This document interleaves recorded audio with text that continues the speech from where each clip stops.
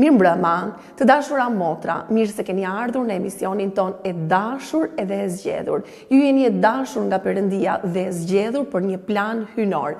Sot do të kujtojmë një ngjarje në Bibël e cila flet për një përullësi. Jezusi, mbreti i kësaj bote, do të vinte në tokë, do të tregonte një përullësi kaq të madhe. Në të dielën e palmave ishte koha kur Jezusi, mbreti, do të vinte mbi një kriç, mbi një gomar dhe do të kalonte, kur njerëzit do t'i shtronin rrugën me palma. Ndonjëherë duket paradoksale, ndoshta në botën ku jetojmë sot, për të bërë një përullësi kaq të madhe. Por ndonjëherë sa e rëndësishme është përullësia në sytë e Zotit, ne si gra, ne si vajza, duhet të tregojmë një përullësi. Sa e rëndësishme është që zemra jonë të jetë e përullur, jeta jonë të jetë një dëshmi tek të tjerët. Sot kemi një mysafire mjaft të veçantë. Sa e rëndësishme është edhe misioni që ti i shërben Zotit, sa ndikim ka te të tjerët, përullësia që ti tregon te të tjerët në mision. Dhe ndonjëherë duke menduar që në zemrën tonë zgjedhim në mbar botën të shkojmë për të predikuar ungjillin, kjo është një përullësi shumë e madhe për t'i thënë Zotit po kudo që ai do të na dërgojë. E ftuara jon, Koni Sill, ajo do të na tregojë përvojën e saj në mision në Kosovë. Koni, mirëmbrëma dhe mirë se ke ardhur në emisionin tonë. Faleminderit shumë, mirë se u gjeta. Teksa kujtojmë të dielën e palmave, sa e rëndësishme është për ju kjo ngjarje dhe kuptimi i saj? Për mua kuptimi është shumë i rëndësishëm, sepse jo vetëm që Jezusi erdhi edhe bëri misionin e tij në tokë, po edhe njerëzit aty kanë kuptuar që ai ishte një person i veçantë, nuk ishte i thjeshtë. Në fakt ata kanë kuptuar që ishte një farë mbret, dhe për ne duhet të dimë që ai është mbreti ynë, edhe pse shpesh mund të harrojmë se fokusohemi tek shpëtimtari, po është edhe mbreti ynë. Patjetër, dhe në fakt vendosur që Perëndia është mbreti jot, do të thotë që ai të marrë drejtimin e gjithë jetës tënde. Por sa e rëndësishme ishte përullësia e Jezusit, jo vetëm në atë kohë, por edhe impaktin që na jep edhe tani në këtë kohë kur po jetojmë, për ne si gra, si një shembull. Po, besoj se gjithçka fillon nga përullësia, se ne shohim që Jezusi, për shembull, ai edhe derisa ishte në tokë, me mësimet e tij, ai ka shëruar njerëzit, ka jetuar bashk me njerëzit. Ai vetë si Zot erdhi në tokë, edhe është shembull si përullësia më e madhe, është që ai erdhi në tokë. Dhe shërbesa fillon aty.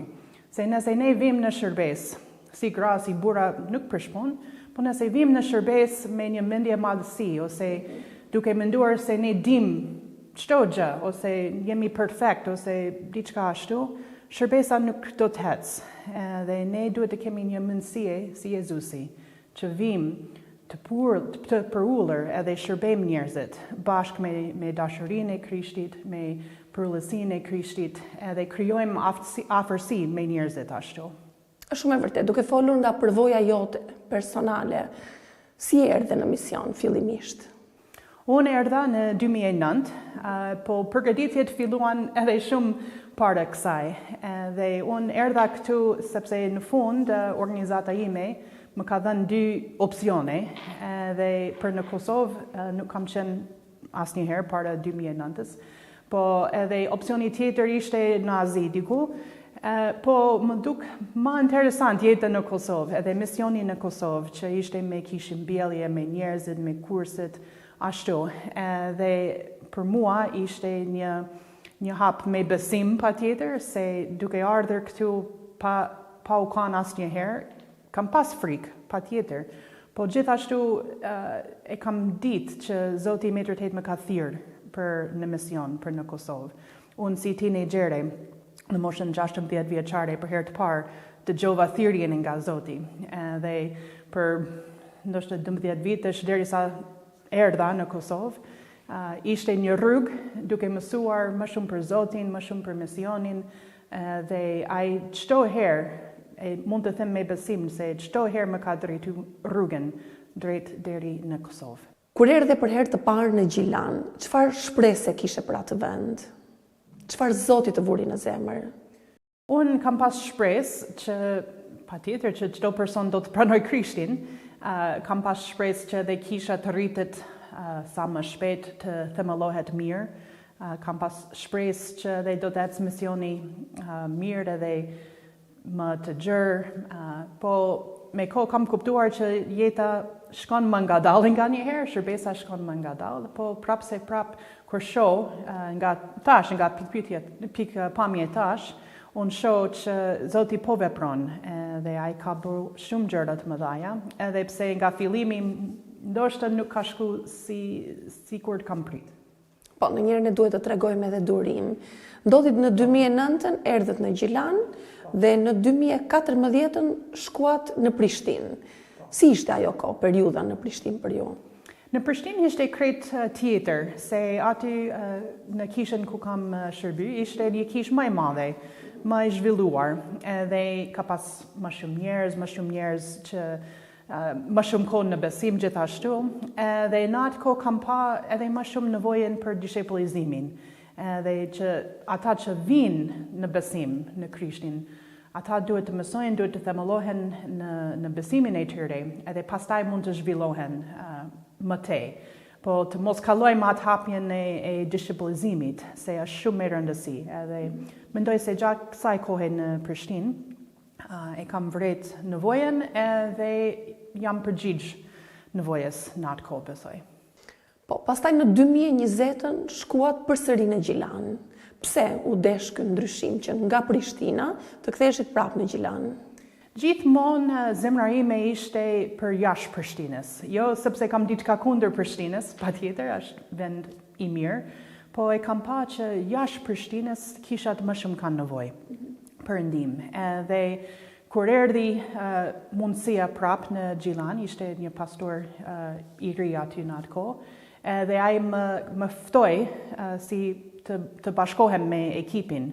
Dhe patjetër kam marrë pak kohë në lutje, dhe duke filluar jo nga zero, po thash është kthim pak më vështirë ndoshta, po edhe këshilla e njerëzve ishte që mund të jetë hapi i mirë, i duhur tash. Dhe kështu që në 2020, pas Covidit, jam kthyer në Gjilan. Nëse flasim për të dielën e palmave, Jezusi tregoi një përulësi shumë të madhe. Gjatë jetës, kohës tënde shërbesës si misionare, si Zoti ta ka mësuar përulësinë? Sepse unë besoj që një zemër misionare kërkon një përulësi të madhe.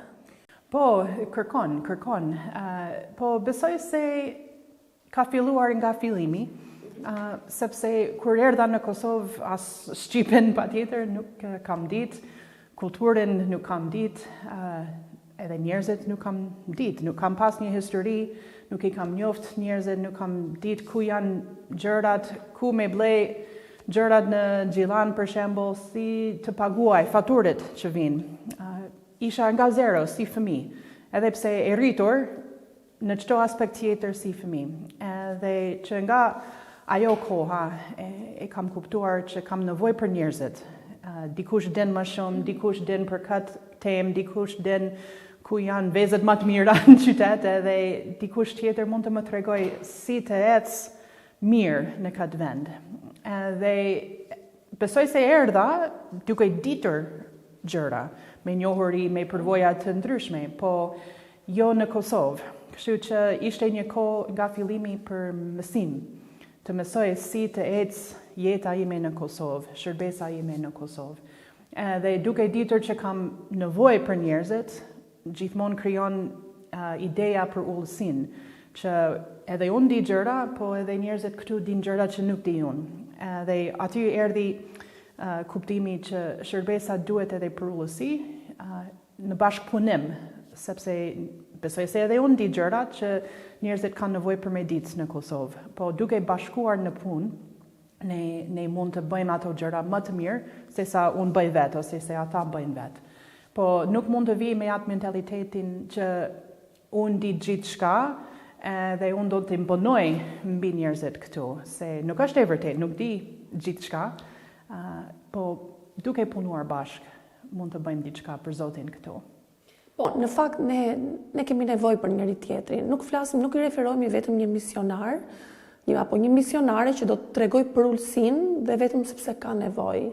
Por unë mendoj që edhe një vendor ka nevojë për të treguar për ulësinë gjithmonë, dhe sidomos nëse flasim për Jezusin si një shembull. Ishte një shembull shumë i mirë. Ndonjëherë përsëri do ta them atë fjalën që mua më duket paradoks, por ndërsa isha duke studiuar për këtë pjesën të dielën e palmave, është një tregim shumë i bukur në Bibël kur thot i lau këmbët dishepujve. Edhe ishte një përulësi shumë e madhe dhe gjatë kësaj jave, domethënë më shkoj në mendje menjëherë tek e diela e palmave që Jezus i lau këmbët. Dhe kjo është një mënyrë përulësie. Unë kam nevojë për ty, ti ke nevojë për mua, kisha ka nevojë për ne, njerëzit ka nevojë për ne. Ne duhet jemi dritë në mes të errësirës, ne duhet të tregojmë përulësi dhe gjithmonë më kujtohet edhe kur kam pasur një grua në emision, unë i kam thënë, unë besoj që Zoti ka sytë mbi të përulurit. Këtë unë ja them vetes gjithmonë. Sado që ne mund të dim, unë e di që Zoti Perëndia na pajis, por unë besoj që Zoti i ka sytë gjithmonë mbi të përulurit. Po, patjetër. Dhe siç thash edhe më herët, ai ka qenë shembulluar. Erdhi si është Zot Perëndia dhe ai erdhi në tokë në mish, është për udhësia më e madhe që mund të shikojmë. Dhe po jo vetëm aty, po si ka shërby në tokë derisa ishte këtu. Gjithmonë ka treguar për udhësinë, gjithmonë ka qenë një person që është ofruar ata që s'kan pas asgjë, kanë pas nevojë për ndihmë, për shërim, për shpresë, dhe besoj se është shembulli më i mirë për edhe shërbesin tonë sot, që nëse ecim në atë mendësie, jemi në rrugën e duhur. Po, sepse unë besoj që Jezusi, dhe kjo është e vërteta, Jezusi ishte 100% Perëndi, por ishte edhe 100% njeri. Edhe përulësia ishte shembulli më i mirë, edhe për një grua sot, në shërbes, apo edhe duke kujdesur për fëmijët e saj, duke u marrë me gra, duke u marrë me vajza, duke u marrë me këshillim, është shumë e vërtet. Një pyetje tjetër, cilat kanë qenë disa nga sfidat që ke përjetuar në shërbes, sepse duhet kesh hasur vështirësi, duhet kesh has probleme, një nga sfidat që i ke pasur?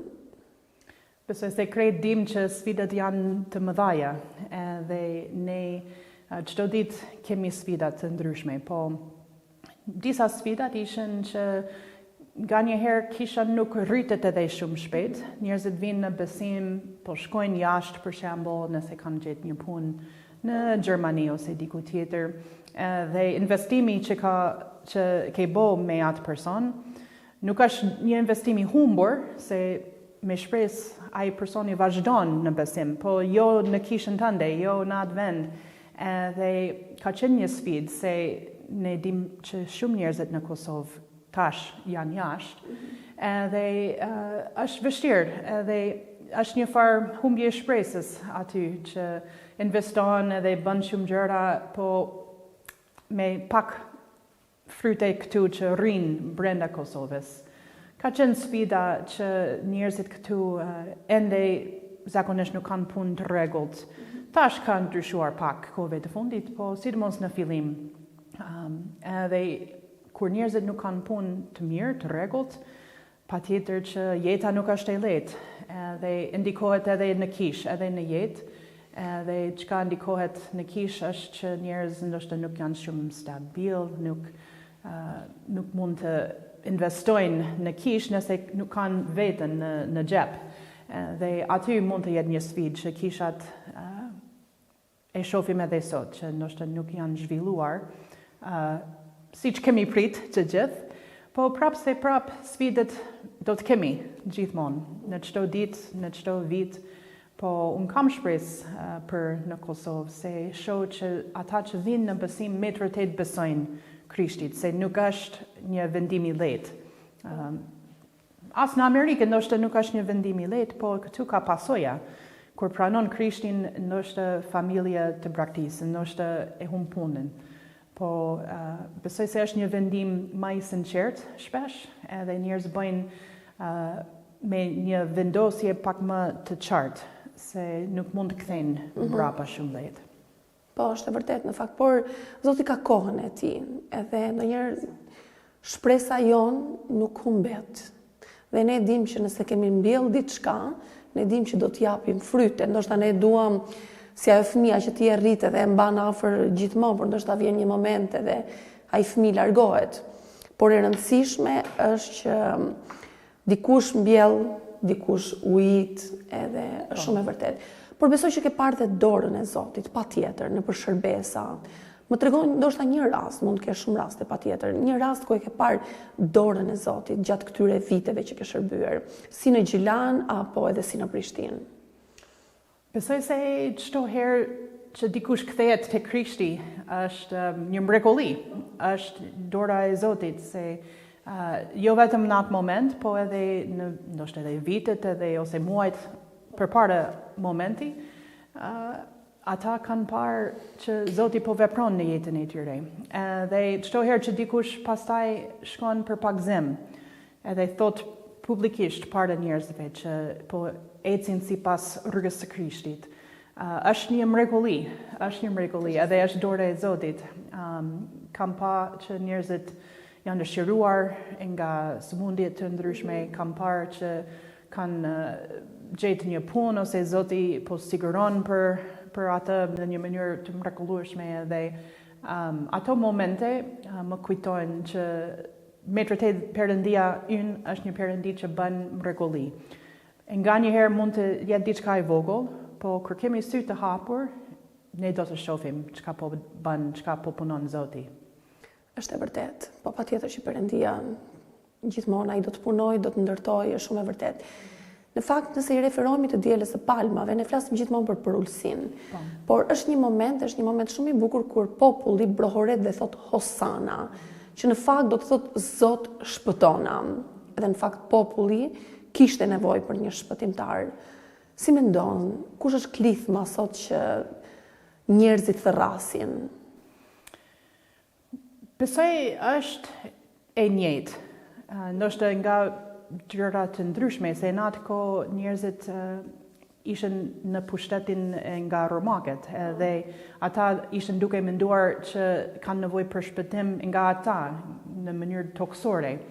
Edhe ata kanë menduar dhe kanë kuptuar drejt me të vërtetë që Jezusi ishte një mbret, po në atë kohë Jezusi erdhi për me dhënë jetën, erdhi për me sakrifiku veten për ne, për me bo një rrugë të shpëtimit tek Zoti. Edhe më vonë ai do të kthehet, dhe ai me të vërtetë do të pushtoj krejt tokën në këmbët e tij. Edhe sot, sikur ata njerëz, ne mund të mendojmë që kemi nevojë për një shpëtimtar kështu, që do të na shpëtojë nga qeveria ose nga luftra ose nga një sëmundje, diçka, po me të vërtetë nevoja më reale është nevoja për shpëtim nga mëkati, shpëtim nga ato gjëra, nga mishi, që është Palli po flet shpesh, që është mishi i vjetër, natyra e vjetër. Më shumë kemi nevojë me të vërtetë për shpëtim nga ato, se ato na çojnë në një rrugë të gabuar, larg Perëndis.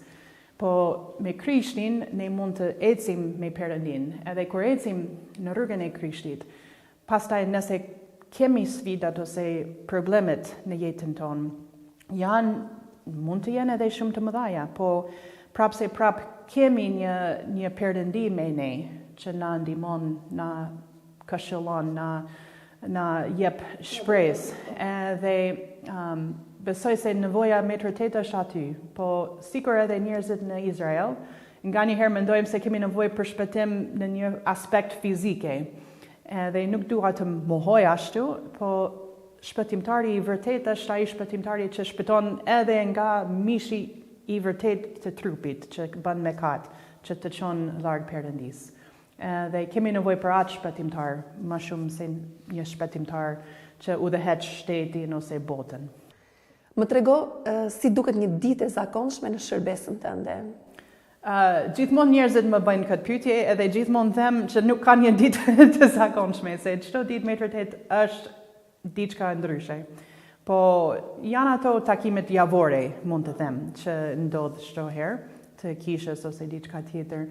Po jashtë atyre, për shembull, unë takoj njerëzit, shkoj për kafe, shkoj tek shtëpia e dikujt ose vi edhe këtu në mision, gjithmonë janë gjëra që vinë edhe pa pritmës, edhe unë kam dëshirë të kem hapësirë në orarin tim, që nëse del një nevojë, unë mund të përgjigjem sa mundem. Kam edhe e-mailet, raportet që bëj për organizatin, dhe ato janë gjëra që gjithmonë janë aty, po një ditë të zakonshme nuk kam, po çdo ditë është diçka e re, edhe në fakt mua më pëlqen ashtu, se jep një energji, nga një herë edhe një stres, po është edhe një energji që vjen kur çdo ditë ka sfidën e vet ose punën e vet. Po në fakt, kjo që ju thatë është shumë e bukur, sepse unë mendoj që jeta e një besimtari nuk duhet të jetë monotone, gjithmonë e njëjta ditë. Ne do të kemi gjëra të bukura, gjëra të reja, do të kemi risi, jo ndonjëherë të jemi gjithmonë monoton. Unë besoj që Zoti do të sjellë gjithmonë. Bibla thotë që hiri i tij për të rihet çdo ditë, e madhe është mirësia. Është shumë e vërtetë. Gëzojmë shumë, unë të përgëzoj për Shqipen, mënyrën se si ti e flet, për dashurinë, për Kosovën, për pasionin që ke për Krishtin. Në fakt, edhe një javë, edhe do të vi koha e Pashkës. Më thuaj një mesazh për në kohën e Pashkës, ndërsa i afrohemi pra kësaj kohe, një mesazh për gratë edhe vajzat e Kosovës, e Shqipërisë, kudo që na shikojnë. Kur mendoj sidomos për gratë, se për Pashkën janë shumë tema që mund të flas, po sidomos për femra, për gratë, po mendoj që ne shpesh ndoshta harrojmë që dëshmitarët e parë të ringjalljes së Jezusit ishin gra, ishin femra. Dhe nuk e dim pse Jezusi ka zgjedhur ashtu, po besoj se shpesh nuk di në Shqipëri shumë mirë, se kam shkuar vetëm disa herë, po në Kosovë e di që shpesh gratë mund të ndihen sikur pak më të poshtur, ose që nuk kanë vlerë shumë. Dhe kur shikojmë në jetën e Jezusit, nuk shohim këtë as pak. Ai gjithmonë ka qenë afër grave, dhe nuk ka hezitu edhe me fol grave, ka përdor edhe në shërbes, po edhe në ditën që është ringjall, gratë ishin ato të parët që kanë kuptuar për ringjalljen e tij. Kështu që na jep shpresë për të gjithë patjetër se Jezusi u ringjall atë ditë, ishte një mrekulli, një fuqi nga Zoti, po edhe për gratë që ne mund të shohim Perëndin, ne mund të dëgjojmë nga Perëndia, ne mund të kemi një marrëdhënie në besim me Krishtin. Dhe nuk është diçka që është vetëm për burra, nuk është vetëm për njerëz që janë fetar ose njerëz të veçantë, po për çdo person, edhe personi më i thjeshtë mund të takojë Jezusin, edhe jeta e tij ose jeta e saj mund të ndryshojë komplet. Në fakt, ata që kanë takuar Jezusin si mbret, të gjithë jetrat e tyre kanë ndryshuar. Kanë ndryshuar, edhe unë të uroj shumë suksese në misionin tënd. Kthehemi përsëri tek pyetja që ju bëra dhe në fillim. Çfarë mesazhi do të keni për gratë, për vajzat, për kohën kur i referohemi të dielës së palmave? Për atë ditë, për të dielën e palmave, besoj se mund të marrim një besim nga gëzimi i popullit aty, duke pritur Jezusin që ai erdhi në qytet me britma, me gëzim. Nga njëherë mund të shkojmë në shërbesa, edhe adhurimi mund të jetë pak më solemn ndoshta nga njëherë, po ne mund të edhe gëzohemi, mund të vim, ndoshta pse jo edhe me bërtit, në adhurim mund të sjellim çdo emocion para Perëndis, se ai kupton edhe me të vërtetë është diçka e mrekullueshme që ai është mbreti ynë, është shpëtimtari ynë, edhe ai na don, ka një plan për ne, ai është shpresa jon. Edhe në adhurim mund të shprehim edhe me bërtitma, edhe me lotet, nuk dallon para Perëndis, edhe mund të jemi të sinqert. Kështu që të gjejmë kohë gjatë kësaj sezoni për gëzim, të adhurojmë me britma, me gëzim të madh, se ai meriton. Mbrëhoritje. Ashtu.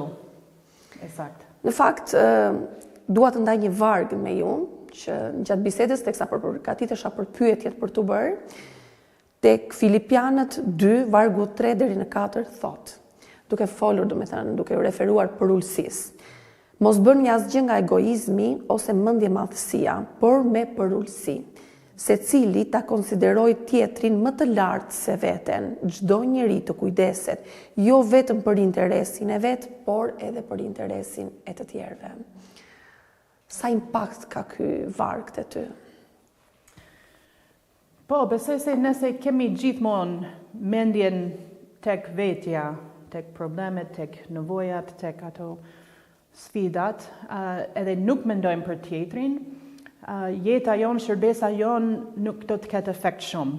Deri diku, ndoshta. Po, me njëherë kur shikojmë jashtë vetës, shikojmë ato personin tjetër që është në rrugë që ka nevojë, të shikojmë personin në kishë që është në një pik depresioni diçka.